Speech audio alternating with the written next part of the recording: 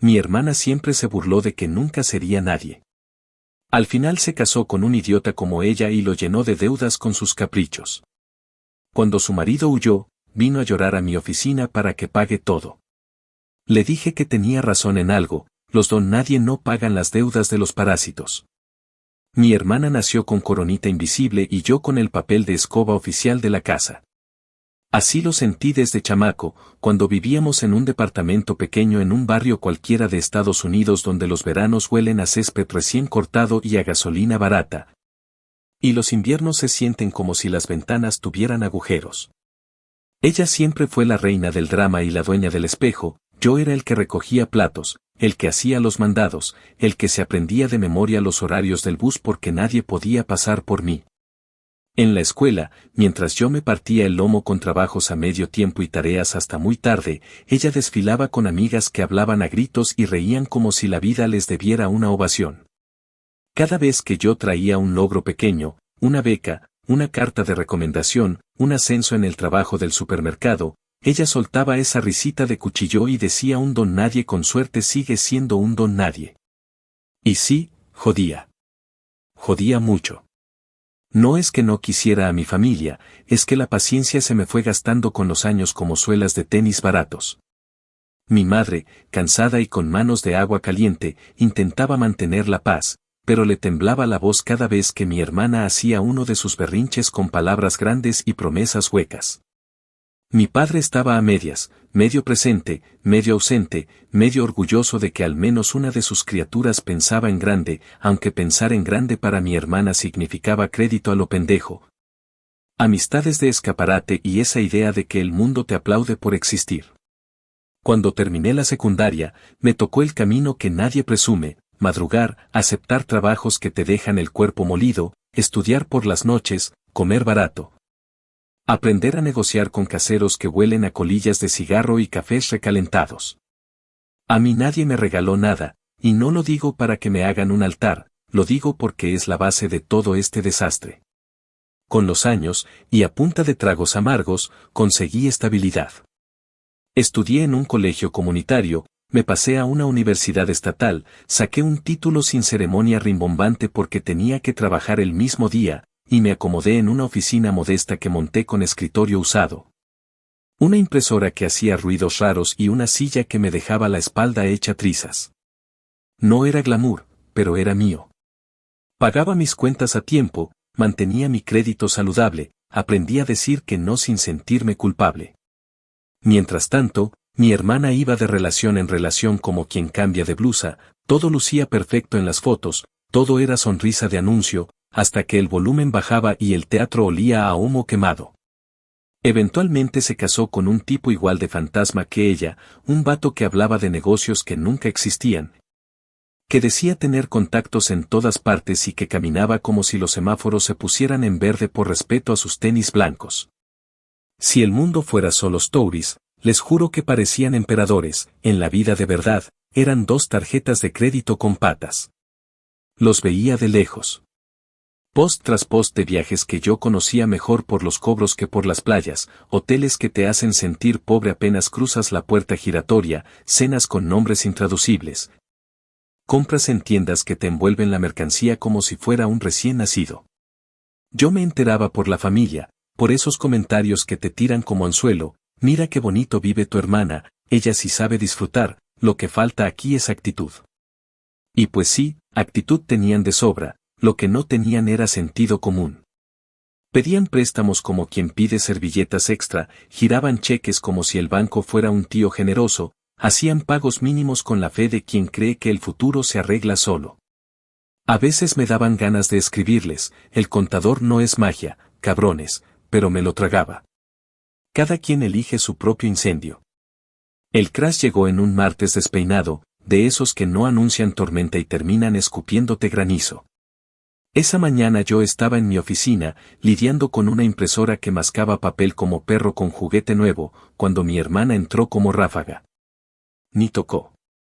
Se plantó frente a mi escritorio con los ojos hinchados, maquillaje corrido y ese perfume dulzón que siempre me pareció un grito de ayuda. Habló rápido, atropellada, y lo que entendí entre sollozos fue que su marido había desaparecido el fin de semana, que se llevó la camioneta, que dejó la cuenta conjunta pelona y que lo único que le dejó fueron deudas que parecían multiplicarse por arte de brujería. Tienes que ayudarme, somos familia, dijo, y me soltó una carpeta llena de estados de cuenta que parecían una colección de malas decisiones. Me quedé mirando las cifras, no las voy a repetir, pero eran grotescas, y pensé en todo lo que había tragado para levantarme hasta ahí, turnos dobles, uñas rotas. Noches enteras con café barato y mensajes de estoy orgullosa de ti que jamás llegaron. No sé explicar el silencio que se formó en ese momento, como cuando se apaga el aire acondicionado y te das cuenta de que estabas viviendo dentro de un zumbido constante. Mi hermana seguía hablando, que si la renta, que si las tarjetas, que si la camioneta, que si la colección de bolsos que según ella no podía vender porque son inversión, me dieron ganas de reírme y vomitar al mismo tiempo. Que si el tipo seguramente estaba en un retiro espiritual y volvería pronto. Yo respiré hondo, conté hasta lo que no sé contar, y le dije con la calma que uno se gana a golpes, mira, puede que en algo hayas tenido razón desde siempre, puede que yo sea un don nadie para ti. Pero los don nadie no pagan las deudas de los parásitos. La palabra parásito salió sola, redonda, pesadita, como moneda de metal. Ella se quedó muda un segundo, luego cambió del llanto a la furia con esa rapidez que siempre le envidié porque yo tardé una eternidad en aceptar mis emociones. Murmuró que yo era un cabrón sin corazón, que la estaba dejando morir, que como me atrevía a darle la espalda.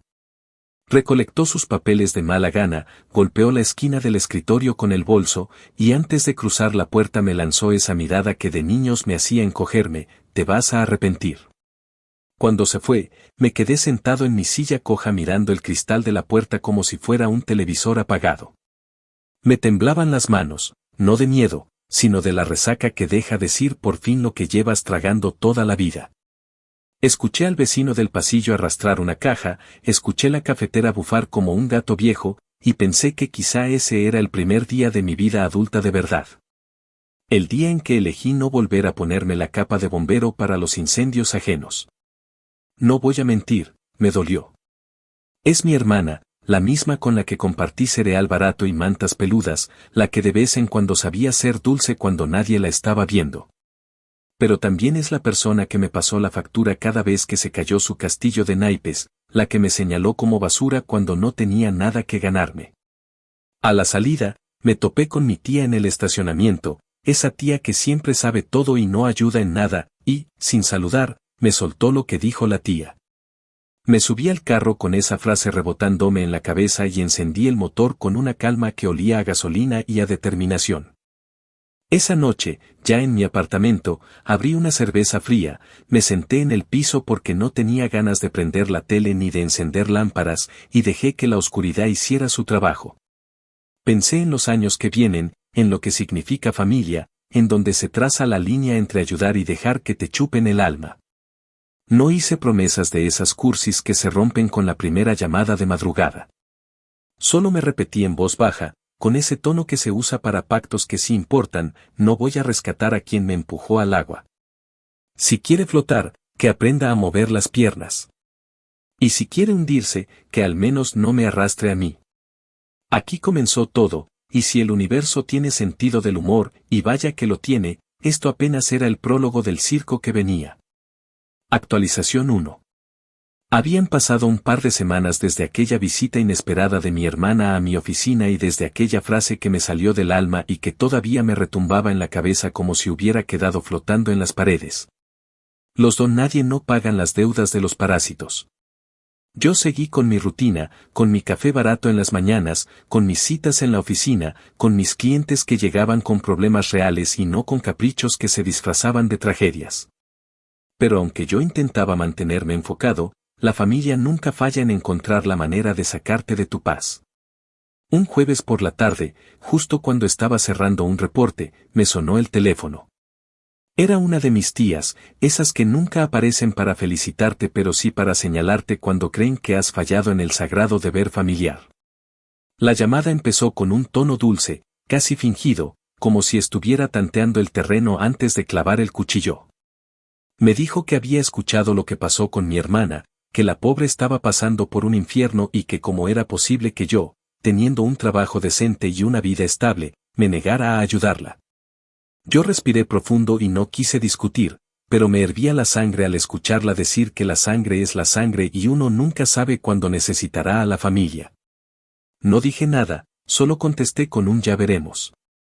Al colgarme quedé pensando que era bien fácil abrir la boca y dar discursos morales cuando no se tiene que firmar un cheque ni mirar cifras en rojo.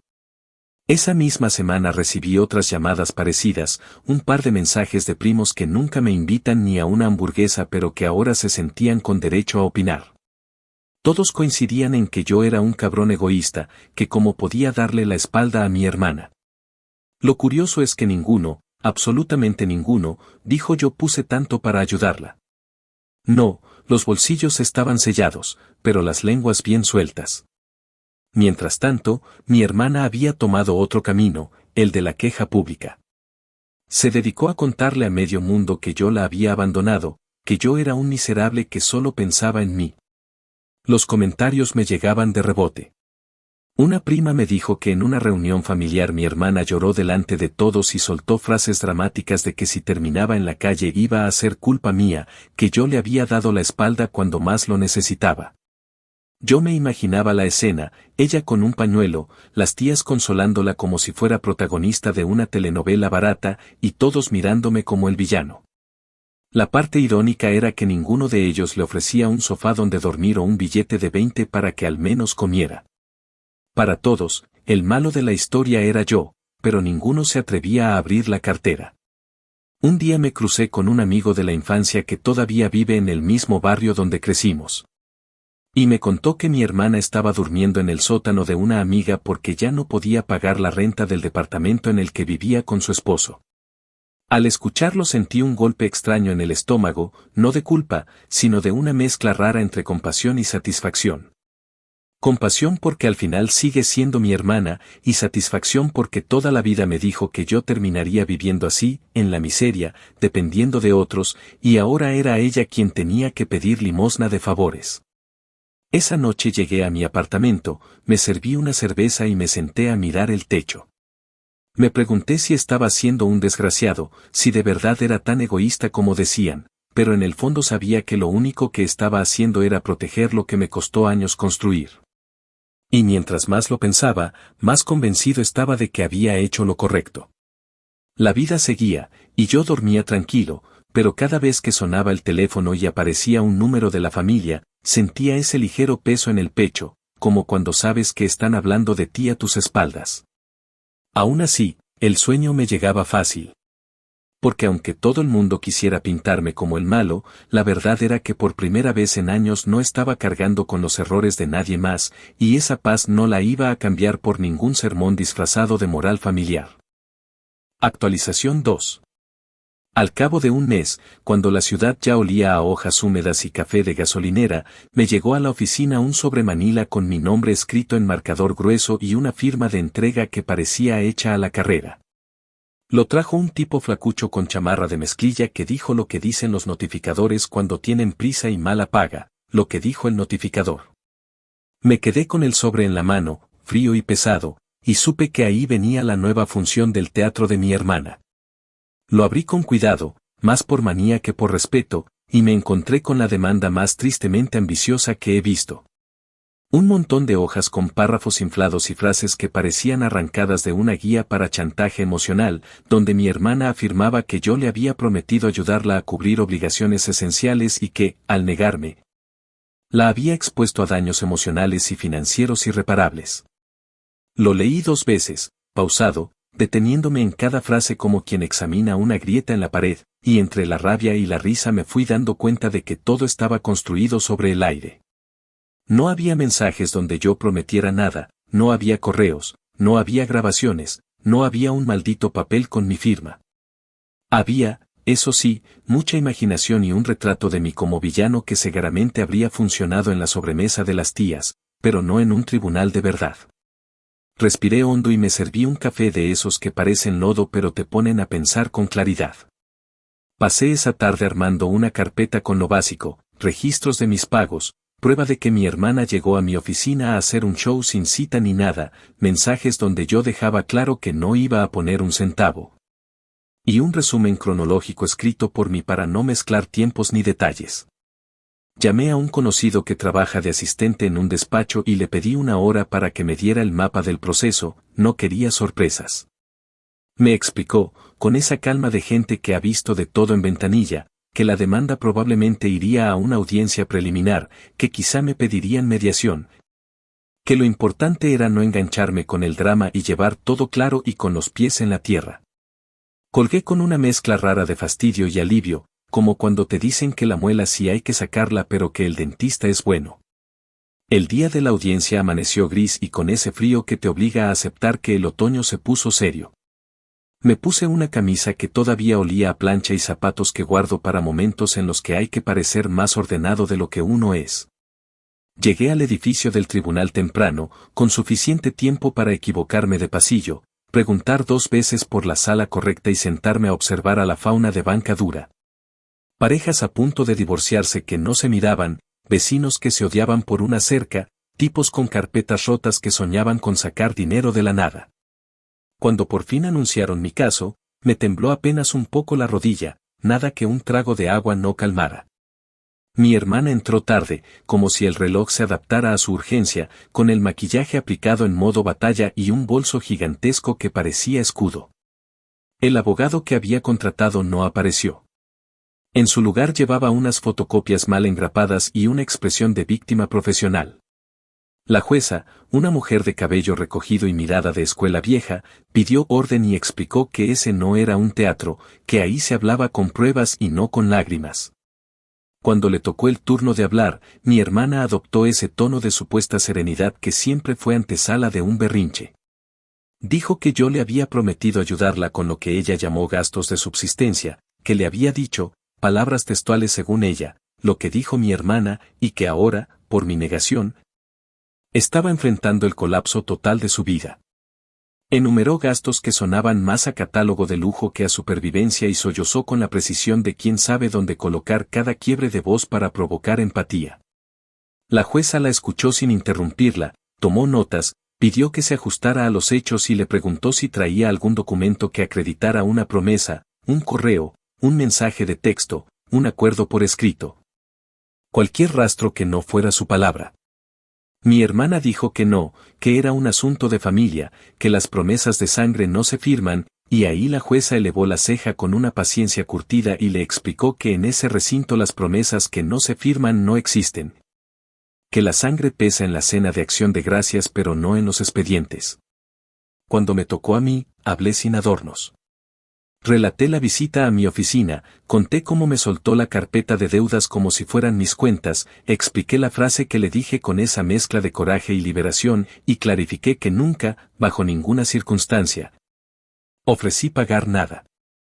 Entregué copias impresas de mensajes donde yo, con palabras simples, le ponía un alto, y hasta apunté en el calendario la fecha en que el marido se esfumó para que no hubiera confusión de tiempos. Mencioné, porque era relevante, que la familia me había estado presionando con discursos morales y que nadie había aportado un centavo, no para hundir a nadie, sino para ilustrar el patrón, todos opinan, nadie firma. La jueza hojeó mis papeles con profesional aburrimiento, como quien revisa una receta conocida, y me preguntó si estaba dispuesto a mediación. Dije que no, que la única mediación posible era que mi hermana aceptara que sus deudas no son mis deudas. Mi hermana intentó interrumpir, pero la jueza la calló con un gesto de mano que valía oro. El cierre fue seco. La jueza dictó que no había base para la demanda, que aquello no pasaría a más, y anotó algo sobre el uso irresponsable del sistema judicial para resolver pleitos familiares que deberían tratarse con terapia o, en su defecto, con límites claros. No hubo regaño personal, no hubo grandes discursos, solo el peso de lo obvio cayendo en la mesa como un sello de goma. Mi hermana, roja de rabia, recogió sus papeles desordenados y escupió una frase que pretendía ser maldición, lo que dijo mi hermana. No la miré. Guardé mis copias en una carpeta azul que ya tenía preparado el espacio exacto para archivarlas y me levanté con un suspiro que me acomodó la espalda. El pasillo me recibió con ese olor a limpiador barato que tienen todos los edificios públicos y con la misma mezcla de historias tristes que te rozan y siguen de largo. Afuera, el viento había cambiado y sentí la piel de la cara tirante. Caminé hasta el estacionamiento con esa sensación de resaca emocional que te llega después de sostenerte firme en un cuarto donde todos esperan que titubees. En el camino, me crucé con una pareja que discutía sobre quién se quedaba al perro y con un señor que contaba monedas para pagar el estacionamiento. Pensé en lo cerca que había estado de quedar atrapado en el pantano de la culpa, en lo fácil que habría sido sacar la cartera una vez, firmado un cheque y luego otro y otro, como quien abre una compuerta sin medir la corriente. Me subí al carro, puse las manos en el volante y dejé que el silencio se acomodara en el asiento del copiloto. Sonó el teléfono. Una tía, la misma de siempre, queriendo saber qué había pasado. Contesté con calma y le conté lo esencial, que el caso no iba a ninguna parte. Su respuesta, como no, fue una cátedra de moral barata sobre la familia y el perdón, aderezada con la pregunta insinuada de si, después de todo, pensaba ayudar a mi hermana un poquito. Aunque fuera para que no quedara en ridículo. Le dije que no iba a poner ni un centavo, que a veces la única ayuda real es poner un límite y sostenerlo aunque te pinten como el malo. Colgó ofendida, como si yo hubiera escupido en la iglesia. Esa noche, de vuelta en mi apartamento, me preparé una cena simple y me senté en la mesa más por costumbre que por hambre. Miré el vaso de agua, miré mis manos, miré la carpeta azul que había puesto junto a las cuentas del mes, y sentí ese tipo de tranquilidad que no es fiesta ni victoria, sino piso firme. Me llegaron 2 mensajes de números desconocidos con insultos obvios, segaramente amigos de mi hermana jugando a los justicieros, y ni siquiera me molesté en contestar. Los borré, apagué el teléfono y me quedé escuchando el refrigerador. Pensé en el marido fantasma que había desaparecido, en cómo esos hombres aparecen en la vida de mujeres como mi hermana como espejos, ambos reflejan lo que el otro quiere ver y ninguno ve lo que importa. Pensé en la palabra parásito y en lo mal que suena y en lo correcto que fue usarla. Y antes de irme a la cama, con la luz apagada y la ciudad respirando detrás de la ventana, me repetí, más como recordatorio que como mantra, que había hecho lo único que podía hacer para no traicionarme, cerrar la puerta. Sostener el cerrojo y dejar que el ruido quedara del otro lado. Actualización 3. Habían pasado 3 meses desde aquel intento patético de demanda, y aunque yo pensaba que la cosa ya estaba lo suficientemente muerta como para que mi hermana se diera por vencida. La vida siempre encuentra la manera de recordarte que hay gente que no aprende ni a palos. La rutina en mi oficina marchaba con cierta calma, contratos firmados, clientes que regresaban porque sabían que yo no vendía humo, cuentas en orden, y esa paz que solo se gana cuando uno ha sobrevivido a incendios familiares. Fue en medio de esa estabilidad cuando me llegó el chisme, como siempre ocurre, de rebote y en voz baja. Un primo con el que me topo de vez en cuando en el supermercado, mientras ambos revisábamos precios en los estantes como si fueran acertijos, me soltó la noticia con la ligereza de quien comenta el clima. Tu hermana anda de cajera en una tienda de descuento y está que se quiere morir de la vergüenza. Lo escuché sin sorpresa, como quien confirma lo obvio, pero no pude evitar que me recorriera una risa seca, de esas que no suenan pero se sienten en el estómago. Según me dijo, ella se quejaba todo el tiempo en voz alta, con frases cargadas de veneno, asegurando que era humillante que alguien como ella, que se sentía destinada a grandes lujos, tuviera que usar un uniforme barato y atender clientes que pagaban con cupones. Al parecer, cada turno era un suplicio porque tenía que sonreírle a gente común, a esos mismos que siempre miró por encima del hombro. Mi primo me lo contaba con un aire de morbo, pero yo lo procesé como una pieza más del rompecabezas, la vida, al fin, poniéndola frente al espejo de lo que tanto despreció. Mientras ella pasaba cajas de cereal barato y bolsas de arroz en una banda transportadora, yo acababa de cerrar un contrato que me aseguraba unos meses de tranquilidad financiera.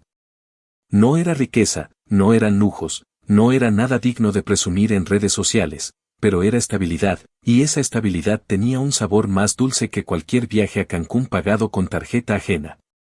Recuerdo que esa misma tarde me quedé solo en la oficina, con los papeles del contrato recién firmados sobre el escritorio, y pensé en el contraste brutal entre los dos caminos, ella, que había jurado que yo terminaría fregado y que la vida siempre me pondría debajo de su sombra, ahora estaba atrapada en un trabajo que le parecía indigno, y yo, con todo y mis tropiezos.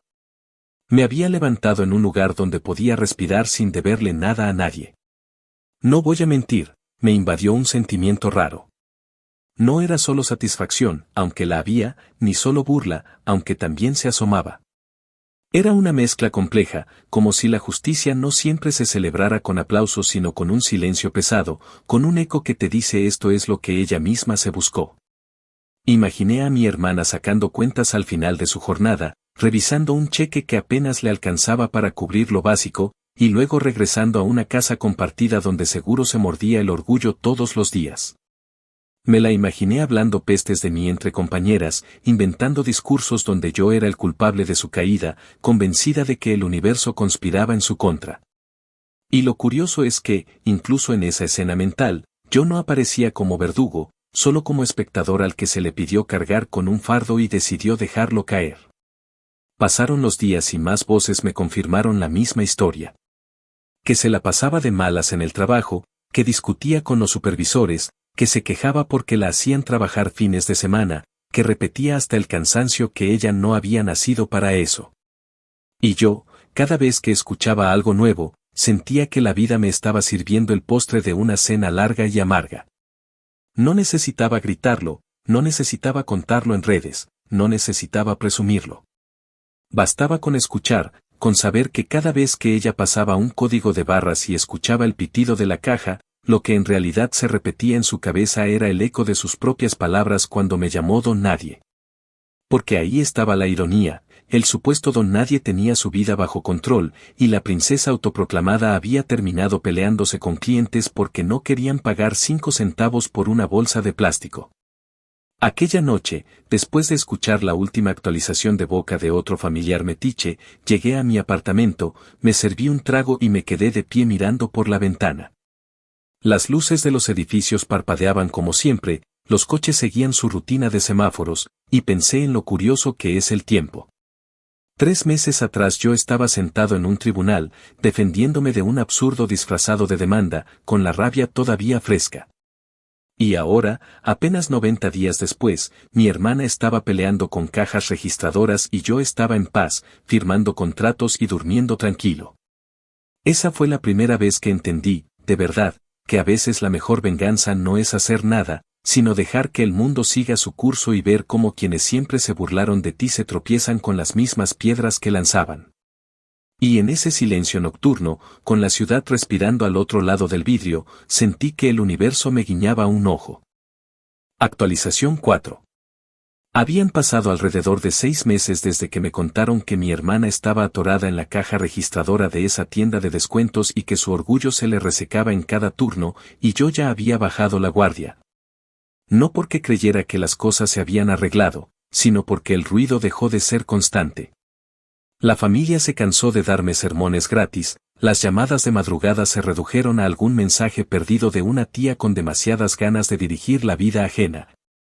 Y yo me acomodé en esa rutina que a muchos les parece aburrida pero a mí me sabe a descanso, café que no presume de nada, correo abierto temprano, 2 o 3 clientes que llegan con carpetas gastadas. Un paseo al mediodía por el estacionamiento del strip mall donde está mi oficina, una lavandería que huele a vapor y una taquería que sirve arroz pegado a la plancha. En ese pequeño universo, el tiempo avanza sin gritar y justo cuando uno se confía, aparece el trueno. Esa tarde yo estaba archivando unos papeles, con la puerta entornada, y escuché el golpeteo de tacones que solo anuncia problemas. La puerta se abrió de sopetón y mi hermana entró como si el pasillo fuera suyo, con el maquillaje perfecto de alguien que quiere asustarte pero ya viene cansada de pelear. Y con un bolso enorme que reconocí de sus tiempos de princesa de tarjetas. Me soltó esa mirada de hielo que usaba de adolescentes para que yo tragara en seco, y antes de que yo dijera una palabra escupió algo que sonó más a acusación que a saludo, lo que dijo mi hermana. Y no lo voy a repetir palabra por palabra porque fue una ráfaga de basura, pero el corazón era el mismo de siempre, que yo la había dejado morir, que por mi culpa su marido se fue. Que por mi culpa el casero la traía de un hilo, que por mi culpa los bancos la estaban asfixiando. Yo la dejé vaciar la cubeta, no por respeto, sino porque ya aprendí que cuando alguien viene con tanto veneno lo mejor es que termine de escupirlo para poder limpiar el piso en condiciones. Cuando terminó de acusarme de todo lo que había decidido no mirarse en el espejo, respiré despacio y le hice ese recuento breve que a mí me sirve para asentar los pies. Le dije que yo no había provocado sus compras, que yo no le había pedido que se casara con un fantasma, que yo no había firmado sus estados de cuenta, que yo no la obligué a reírse de mí todos esos años en la mesa mientras yo hacía cuentas para llegar a fin de mes, y que yo no iba a cambiar de opinión ahora que la vida le tocó la puerta con la cuenta completa. Ella me interrumpió alzando la voz, casi cantando, diciendo lo que dijo mi hermana, y yo, que antes habría sentido un golpe en el pecho. Esta vez solo me apoyé en el respaldo de la silla y dejé que la rabia me pasara de largo como un camión de basura que no se detiene. Hizo el amague de abrir la carpeta que traía para enseñarme otra colección de facturas y cartas con sellos que asustan a cualquiera la primera vez, pero la cerró de golpe como si supiera que ese truco ya no funcionaba conmigo. Y cambió de ángulo, ese viejo recurso suyo de saltar de la lágrima a la amenaza, que si yo no ponía dinero, iba a ir con la familia a contar que yo era un enfermo de rencor, que iba a decir que yo tenía negocios sucios, que iba a inventar lo que hiciera falta. Ahí me reí, no a carcajadas, sino con esa risa chiquita que solo sale cuando por fin te das cuenta de que el monstruo del armario era una chamarra colgada. Le dije que dijera lo que quisiera, que a estas alturas yo estaba vacunado contra su teatro, y que si venía a mi oficina a gritar y a inventar cosas iba a pedir que seguridad la sacara del edificio sin más rodeos. Cuando dije seguridad, se movió detrás de ella el guardia del pasillo, un señor con barriga honesta y paciencia de santo que ya conocía el cuento de la mayoría de los inquilinos, y preguntó con voz cansada si todo estaba bien. Le dije que sí, que yo me encargaba, y el guardia se quedó a medio metro, lo suficiente para que mi hermana entendiera que esta vez el escenario tenía reglas. No se fue. Cambió la estrategia otra vez y quiso ablandarme con recuerdos. Sacó historias viejas como si fueran billetes doblados, que si compartimos cuarto durante la primaria, que si yo le prestaba mis audífonos, que si yo la defendí una vez de una vecina que le gritó en la calle. Y remató con el clásico que a veces me pega por la espalda: somos familia. Y sí, duele, porque los recuerdos no dejan de ser ciertos solo porque vengan embalados en chantaje, pero también aprendí que el pasado no es tarjeta de crédito eterna. Le dije que esos recuerdos los llevaba conmigo sin necesidad de que ella me los escupiera en una oficina, que yo me acuerdo de su risa sin que me la vuelva comercial, que me acuerdo del cereal barato y de la manta rasposa sin que eso moje ahora la factura que me está queriendo colgar del cuello, y que si realmente quería que la tratara como familia, lo primero era dejar de tratarme a mí como cajero automático. Ahí se le quebró la postura. No los hombros, no las caderas, la postura.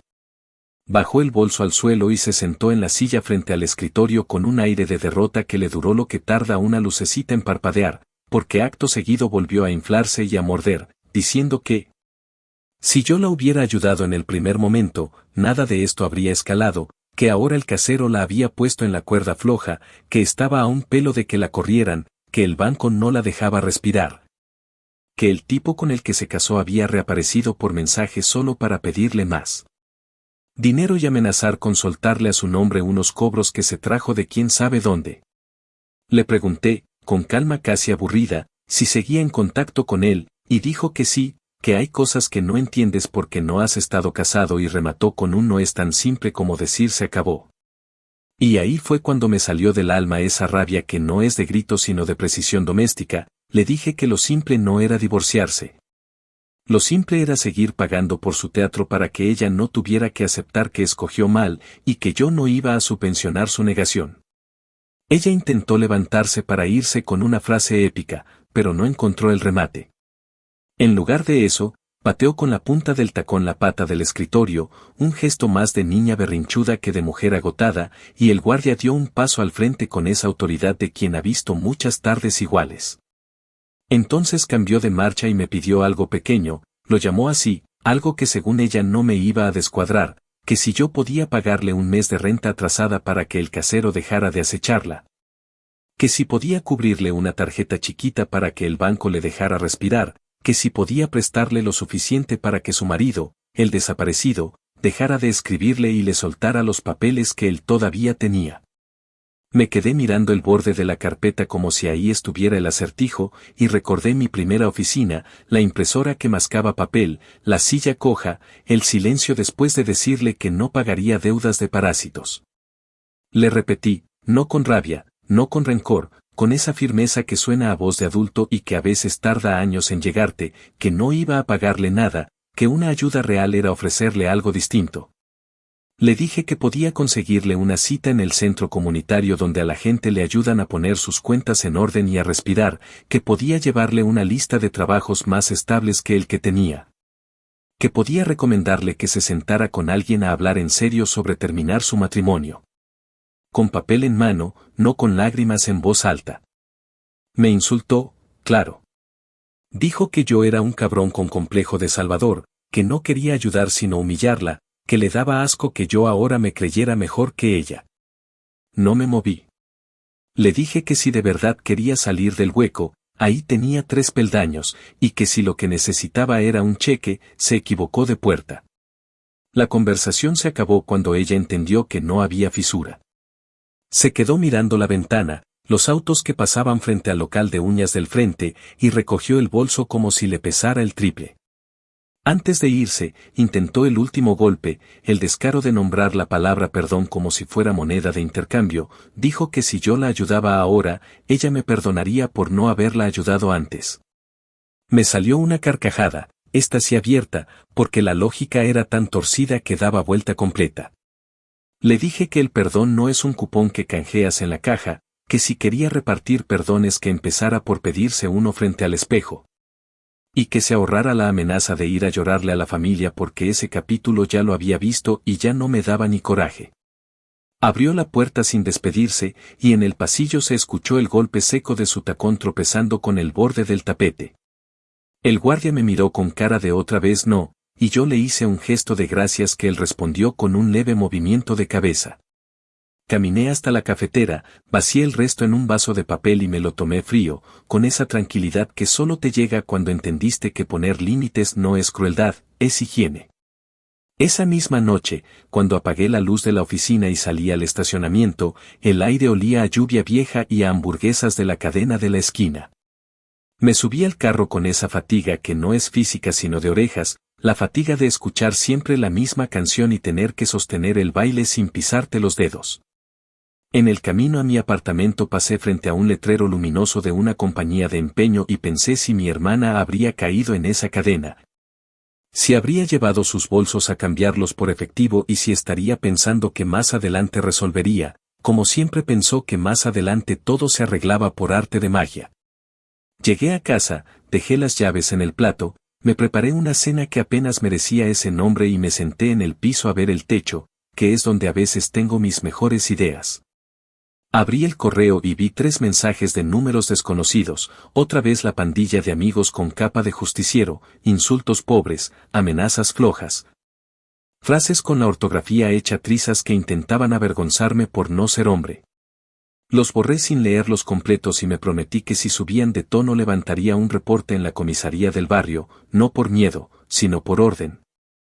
Porque uno aprende que vivir en paz también es tener los papeles en regla por si el drama decide ponerse creativo. Me dormí con la certeza de que el capítulo no había terminado, porque con mi hermana nada termina sin girar 2 o 3 veces más. Pero también con la paz de saber que la siguiente vez yo no iba a estar improvisando en el escenario, que ya tenía mis líneas claras y mi salida marcada. Y sí, me dolió, porque siempre duele ver a la sangre equivocarse y pedirte que te subas al barco que se hunde, pero aprendí al fin lo que tantos repiten y tan pocos practican, no es falta de amor decir que no, es amor propio. Al cerrar los ojos, la última imagen que se me quedó clavada fue la de su bolso enorme, reposando un segundo en el piso de mi oficina, como un animal cansado. Pensé que ese bolso, durante años, había sido su trofeo, su bandera, su forma de decir aquí mando yo. Y ahora era un ladrillo más en el costal que la arrastraba calle abajo. No me alegró su dolor, no soy tan simple.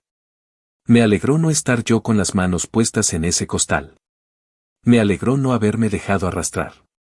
Y aunque el silencio de la noche me trajo la vieja culpa a tocar la ventana, la dejé afuera, como se deja la basura al borde de la acera para que el camión la recoja cuando amanece. Actualización final.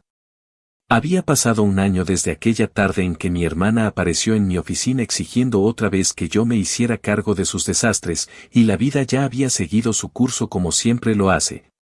Con sus rutinas sencillas y con esa calma rara que llega después de muchos meses de tormenta. Yo seguía en lo mío, mi trabajo estable, mis clientes constantes, mis cuentas en orden, y esa sensación de respirar sin la sombra de alguien más colgada de mi espalda. Mientras tanto, el rumor sobre mi hermana fue apagándose poco a poco, hasta que llegó la confirmación de lo inevitable: se había declarado en bancarrota. No fue un chisme fugaz, fue una certeza que llegó de varias voces: una tía, un primo, incluso un excompañero de la escuela que todavía vive en el mismo vecindario. Todos coincidían en lo mismo: ella perdió todo lo que quedaba de su crédito, ningún banco quería prestarle ni un centavo, y hasta las tiendas por catálogo la tenían marcada en rojo. Me contaron que ahora vivía en la casa de una amiga, compartiendo espacio con otras personas. Como si la princesa que se burlaba de los demás por no tener lo último en moda hubiera terminado en el tipo de vida que siempre consideró indigna. Lo escuché sin asombro, porque era el desenlace natural de la novela que llevaba escribiendo desde que decidió que el mundo le debía lujos. Pero, aunque no me sorprendió, sí me generó un eco de reflexión. Pensé en las veces que me dijo que yo terminaría como un fracasado, en los años en que la familia la ponía en un pedestal y a mí apenas me reconocían por ser el trabajador.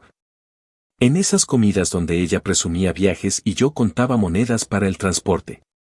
Y ahí estaba la ironía: el supuesto don nadie había construido una vida estable, sin deudas, sin lujos vacíos, pero con paz, mientras que la que se creía reina había terminado rodeada de facturas impagas, sin marido, sin crédito, sin nada que presumir más allá de un discurso de víctima que ya no convencía ni a las tías más metidas.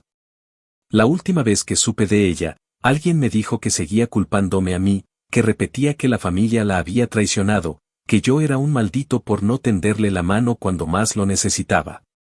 Al escuchar eso, no sentí rabia ni culpa, solo una especie de resignación mezclada con un alivio extraño.